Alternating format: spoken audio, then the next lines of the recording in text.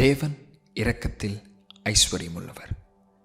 எபேசியர் 2:4 தேவனோ இரக்கத்தில் ஐஸ்வர்யமுள்ளவராய் நம்மில் அன்பு கூர்ந்து தம்முடைய மிகுந்த அன்பினாலே நம்மை இரட்சித்தார். ஒரு மனுஷன் அதிக பணம் வைத்திருந்தால் இன்றைக்கு அவனை பார்த்து பணக்காரன் என்று சொல்லுகிறோம். இன்னொரு மனுஷனிடத்திலே அதிக பலன் இருந்தால் இன்றைக்கு சமுதாயம் அவனை பார்த்து பலவான் என்று அழைக்கிறது. ஆனால் தேவன் அவரை வேத வார்த்தையிலே அவரை வர்ணிக்கும் பொழுது இந்த வசனத்தில் நம்ம பார்க்கலாம் எப்படி தேவன் தன்னை வர்ணிக்கிறார் என்று. அவர் இரக்கத்தில் ஐஸ்வர்யம் உள்ளவர், ரிச் இன் மர்சி. இரக்கத்தில் ஐஸ்வர்யம் உள்ளவர் என்றால் என்ன? யாத்திரையாகமம் 34:7 சொல்லுகிறது, 1000 தலைமுறைக்கும் இரக்கத்தை காக்கின்றார். 1000 தலைமுறையை நாம் எண்ணி பார்க்க முடியாது.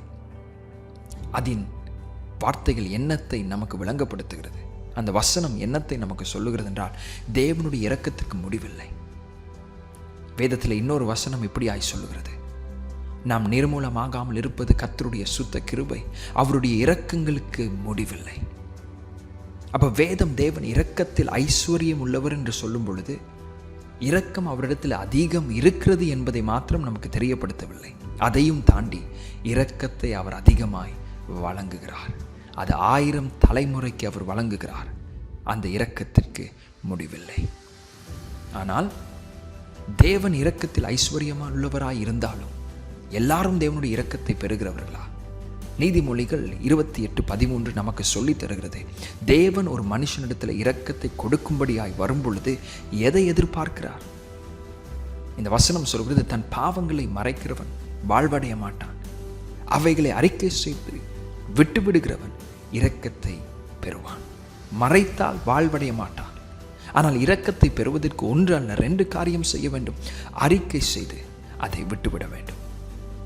சில நேரத்தில் நம்ம நினைப்போம், பாவிகளுக்கு தான் இரக்கம் தேவை என்று சொல்லி. நாம் சொல்வது சரி, ஆனால் பாவிகள் இரக்கத்தை பெறுகிறவர்கள் அல்ல.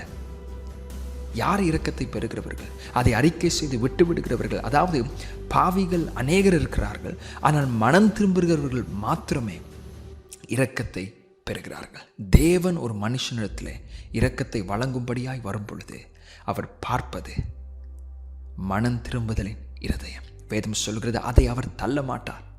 நொறுங்குண்ட இருதயம், நறுங்குண்ட ஆவியை அவர் புறக்கணிப்பதல்ல. அதை தேவன் பார்க்கிறார். ஒரு மனுஷனுடைய வாழ்க்கையில் இரக்கம் வந்தால் அதற்கு முடிவில்லை.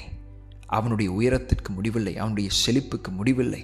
அளவில்லாத அவருடைய கிருபையை தேவன் அவர் ஜனத்திற்கு கொடுக்க விரும்புகிறார்.